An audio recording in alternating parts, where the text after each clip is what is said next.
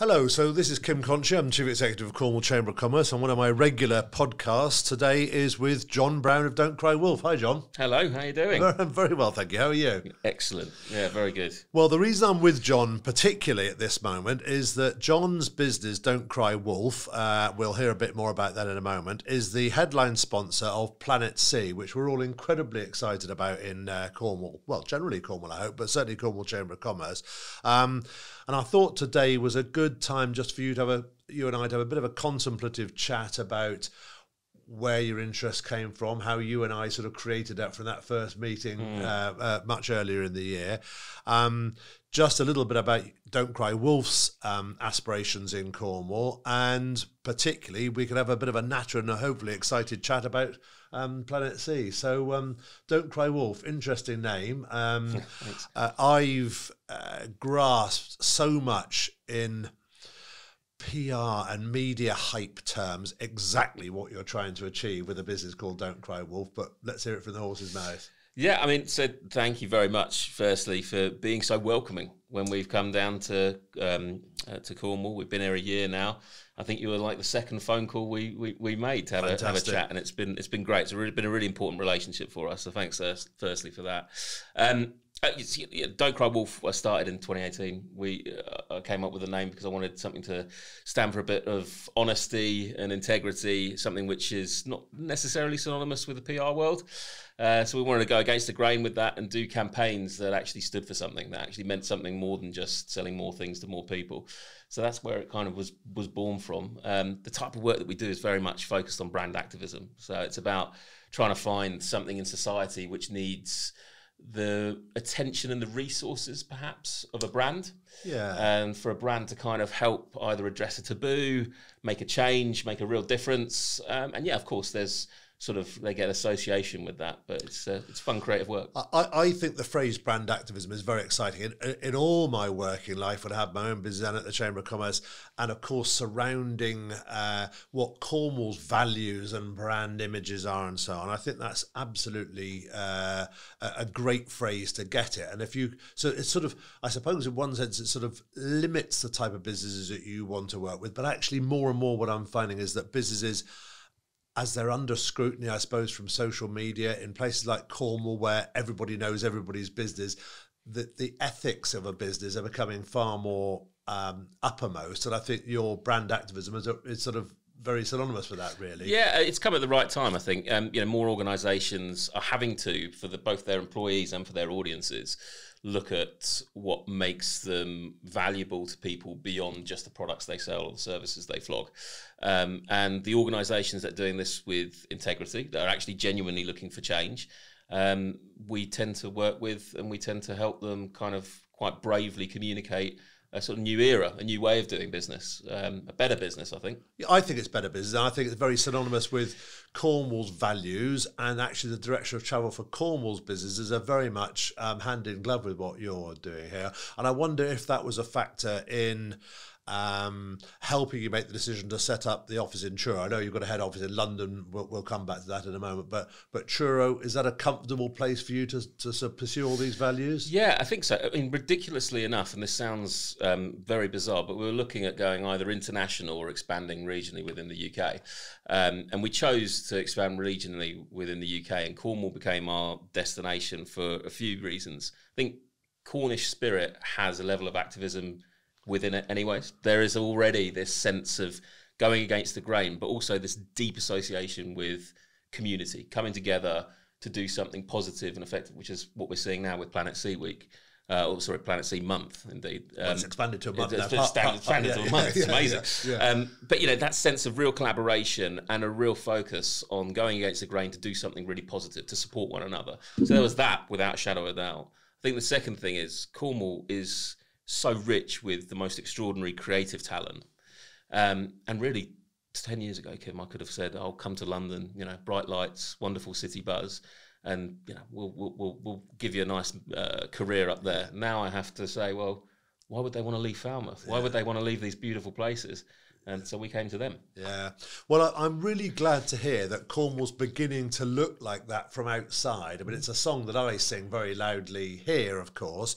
But I do think, some of those values, some of the industries we've got, some of the creative stuff, that is even more apparent since Falmouth University got its university status in 2012. There's so much creativity, isn't there? I had a meeting with Ed Rowe, Kerno King, who's doing so much film work, and those crews are coming to Cornwall to film those industries now. And of course, my family were very much involved with the Newlands School of Art 100 and so years ago. So we've got almost a 21st century equivalent of what that creative heritage looks like. It's fascinating, and in both individual talent and collective talent, and also, in London, you spend a lot of time thinking about reasons why you can't do something. In Cornwall, there's this sense of, well, if it's a great idea and we all collectively think that this feels good, we'll make it happen. Yeah. And it's that drive and spirit and enterprise, which actually, to be honest with you, we're still very much in the early stages. We're still very much out of towners coming in here.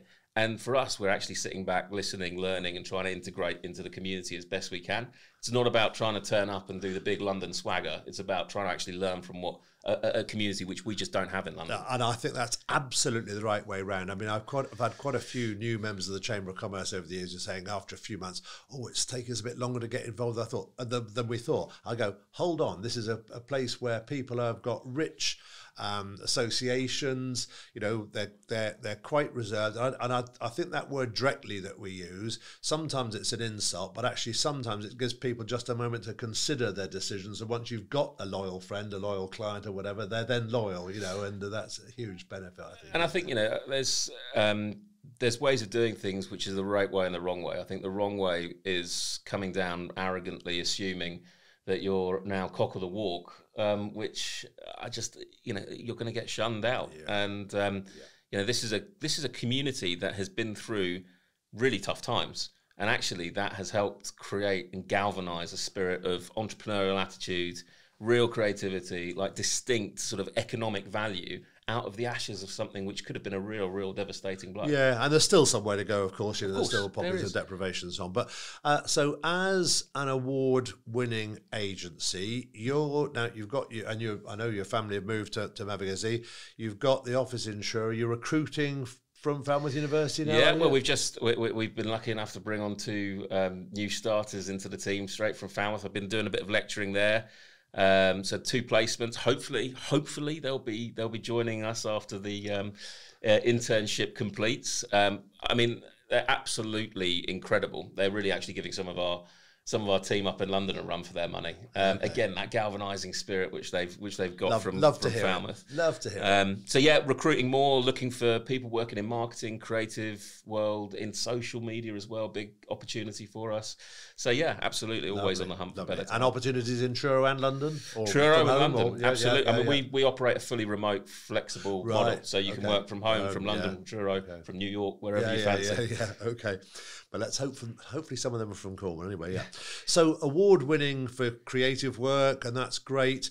You also have gone for the B Corp status. Yeah. Interestingly, Cornwall, I think, is the second largest cluster of B Corps outside London, isn't it? So that probably played a bit of a factor in that you knew you'd be landing with some empathetic business minds here. So that's good. And that led us then to early conversations about one of the Cornwall Chamber of Commerce frameworks, as we call it, which is Planet. And I think the Planet C idea was actually yours. I think the C was the sort of Cornwall, and there's this phrase developing, isn't there? Look after the planet because there's no planet B, and these sort of things. Then C space at New Quay, they're always on about all of the words that start with C, with collaboration. There's one or two we better stay clear of. But, of course. Connectivity, collaboration, celebration, and so on and so forth are very much part of what we're hoping with Planet C to achieve. So, I'll use this opportunity on air to thank you for your early support and ideas around that. So what are you hoping for the month, in terms of outcomes for Cornwall's business knowledge and understanding, shall we say? So I think there is an extraordinary opportunity for business leaders in Cornwall to get involved in Planet C. And I think, if I was looking at what the positive outcome could be from this month, is that I think something around sort of 88% of organisations are small businesses in Cornwall that make up the majority of the slightly ahead of the national average, actually. Slightly ahead, just a touch ahead. And I'm just thinking, if we can even just move the dial 1% this way towards a more sustainable, kind of thought-provoking perspective from these leaders, we'll have achieved something quite great, something that actually could probably be a blueprint for other regions to take inspiration from. So I'm hoping for them to embrace it, come along to some of the events. There's a heap of events, from built environment through to social responsibility, through to our big sort of sustainability conference main event. Opportunities to learn, collaborate, understand, and even I think there's something like 200 people who could potentially go through free carbon literacy training with Greenworks. Absolutely free of charge. Absolutely we can put them as thought leaders and action leaders, of course, for 200 people. They don't have to do it in September. They can do it. It's an 8-hour accredited course by the Carbon Literacy Project, so you get a certificate at the end of it. So great for the CV. And I say CV because I think it's the sort of thing which appeals to a lot of younger colleagues in the office. They can see the bigger picture. And I think the other great thing I'm finding more and more is that a well-run business has a sustainability policy, has a pay a living wage policy, has a planet policy, and so on.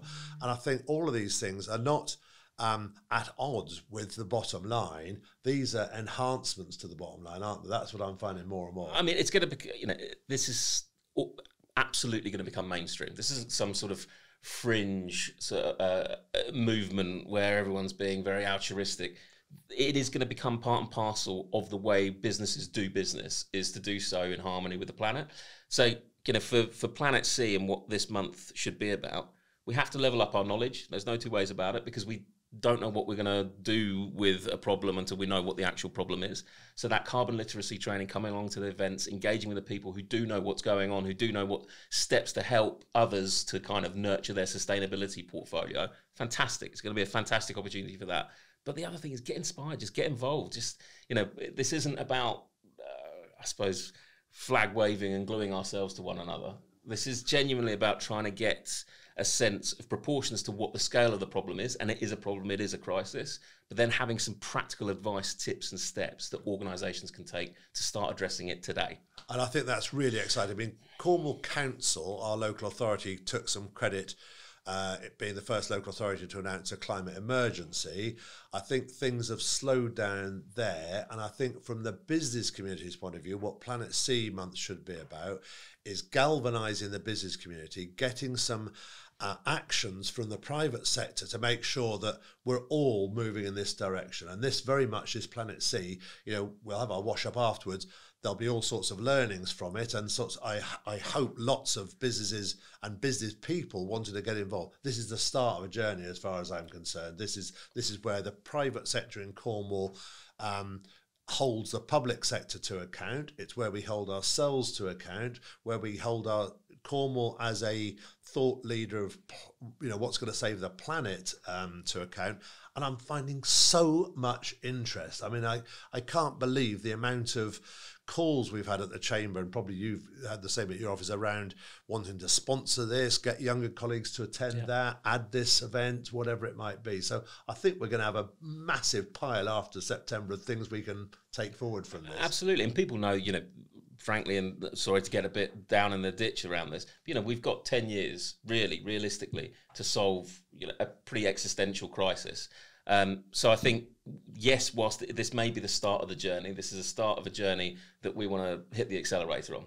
So if this is your first introduction as a business leader into what to do around your own sustainability strategy, come along. But also, if you're far down the line and you're looking at a more sort of advanced sustainability strategy, there is also something there for you within Planet C month. There definitely is. And I mean, we've heard that phrase over the years of greenwashing, but I want to make sure that exactly that, John, that, the 26,000 VAT registered small businesses and the sort of 35,000 micro businesses and sole traders, even if you've done nothing thus far, get involved, Absolutely. Come and learn, as you say, from some people who do know something about it. And, it's not just altruism. You will find it very difficult to get business from certainly large businesses and the public sector, and you'll find it difficult to recruit the best young people if you're not moving in this direction. But do not be frightened of the Chamber of Commerce or John Brown as the sponsor saying, we're worried you're greenwashing. We want you on this journey together, and if this is the first time you've been engaged, that's great too. Absolutely.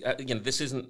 We're not trying to out-green each other. We're not trying to out-eco each other. It's not about my T-shirt's more sustainable than your T-shirt. This is about collectively coming together, which Cornwall does a tremendous job of, coming together, understanding and addressing a real genuine problem and seeing the different steps that we can all take to help address that. Right. That's a big part of what Planet C is all about. Well, we're really looking forward to working with Don't Cry Wolf over this month and then for hopefully years to come. Absolutely. So what does an ideal client for Don't Cry Wolf from the Truro office look like, John? I mean, we've been lucky enough to work with some Cornish businesses already. We've worked with Frugi. Again, an organisation absolutely leading in terms of sustainable fashion for kids wear primarily. Sustainable fashion, circular economy. We've helped them craft a bit of their sustainability strategy, some of their impact reports. So that kind of quite classic sort of sustainably focused organisation, big part of what we want to work with. But for us, it's about having a business that's brave enough to put itself out there, to address something in society that they feel as though is wrong or needs looking at, and to do so creatively with a bit of a bang. Well, Frugi is one of the people I've just emailed, Lucy Jewson, because Sarah Clark's leaving, unfortunately. But take best wishes to Sarah.